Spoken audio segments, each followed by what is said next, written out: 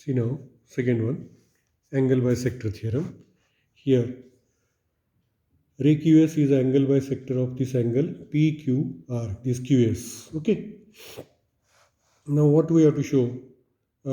This ray AB is perpendicular to this. Segment AB is perpendicular to ray PQ. AC is perpendicular to ray QR. We have to show segment AB. These two parts are congruent. Means what point lie on the angle bisector? That is equidistant from these two arms. Okay. This proof you have to write. For this proof you have to consider these two triangles. See here.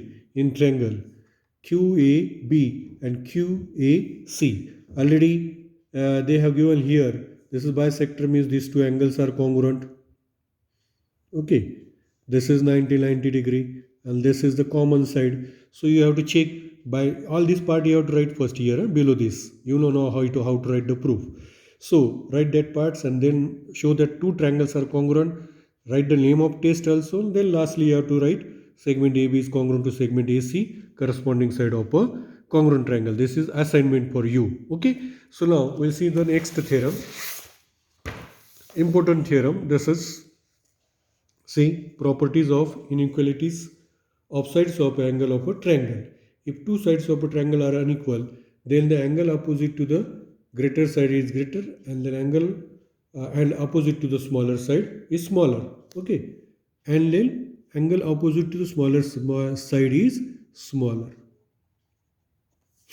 Okay. So now we'll see. Here one triangle XYZ we taken. This is constructed part. We taken P point, join YP such that XP is equal to XY. This is coming to the construction given triangle XYZ given. This suppose XZ is greater than XY. Greater side we have to take and you have to show angle is greater.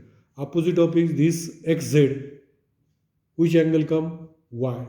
Okay. So angle XYZ.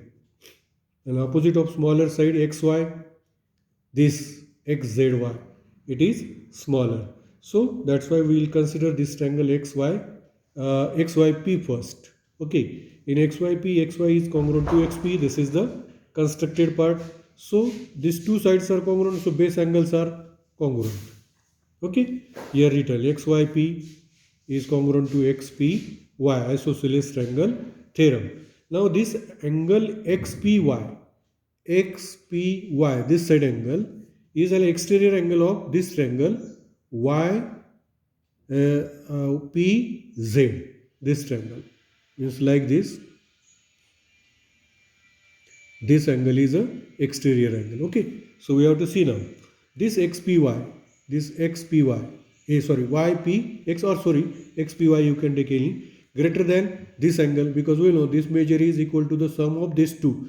Sum of these two means any one if we taken that is smaller than this angle. Okay. So that's why smaller than this angle. So this angle is sum of these two angles. Now we'll see XPY. This XPY is greater than PZY. Okay. So instead of this XPY, here we can write XYP also. So here write XYP.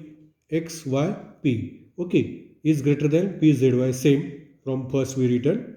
So add this in this XYP. If we add PYZ. Okay. So it is also greater than PZY. No?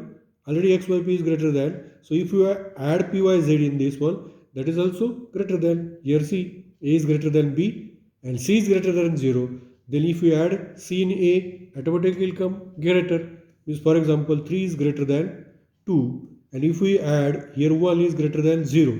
If we add 3 plus 1, it is greater than 2 or not? Yes, like this. So addition of these two means XYZ is greater than PZY. XYZ is greater than PZY. Can we say this PZY is a XZY? Yes, we can say. So XYZ is greater than XZY. Theorem is proved. Write in your notebook.